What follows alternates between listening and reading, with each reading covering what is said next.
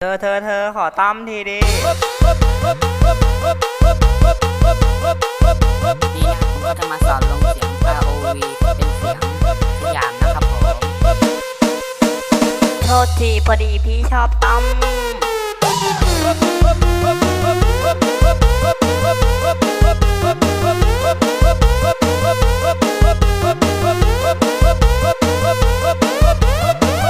เธอขอตั้มทีดิ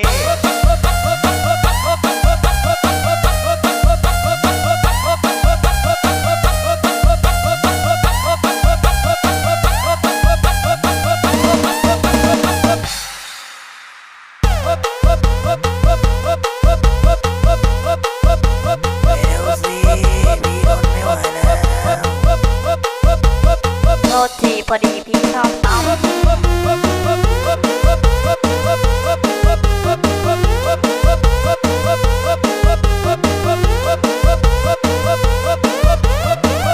เธอขอตั้มทีดิ